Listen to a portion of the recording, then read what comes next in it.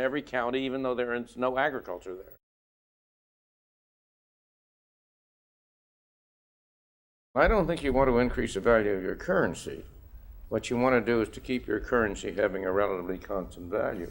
In your own country, the Czech Republic, under Václav Klaus, is showing a very good example to the rest of the world, because the Czech Republic has been doing a remarkable job, in my opinion.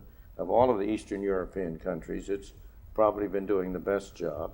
It has gone farthest in selling off state enterprises and converting them into private enterprises. The important thing is to have a currency which does not inflate, which keeps its value. And the only way you can do that is by not printing too much of it. There's one reason for inflation, and one only, ultimately, and that's creating too much money. Unfortunately, Poland has not been doing a good job in that respect.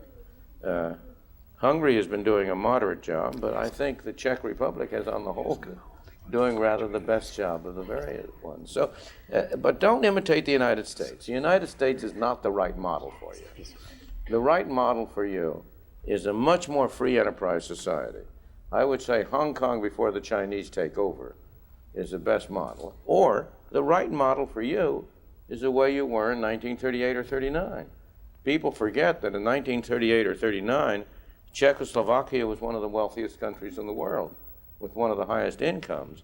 It only took 40 years for communism to reduce it to the status of a third world country.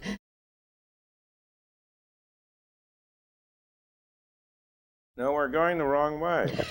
I've been putting it in a very simple syllogism.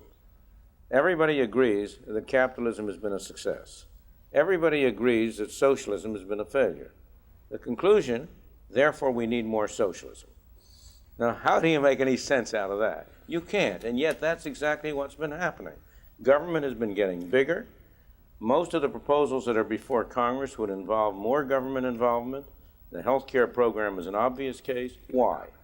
The simple answer is because the people no longer run the government. The government has become a self-generating monstrosity. We don't have government of the people, by the people, for the people. We have government of the people, by the bureaucracy, for the bureaucracy. And by the bureaucracy, I include members of Congress, because being a member of Congress has become a lifetime career. Incumbents, it's very difficult to displace them. In order to change that, in order to follow the rest of the world and move in the direction that we ourselves pioneered toward a greater role for free markets and for individuals, we need to change the incentives under which government operates. In my opinion, the most promising movement at the moment to produce such a change is the term limits movement, which has been moving like wildfire. State after state has passed a term limit amendment for its constitution. I'm very optimistic about the long run, because I think the public at large recognizes what's wrong. The people know the government is too big and needs to be cut down. And sooner or later, the people are going to have their say.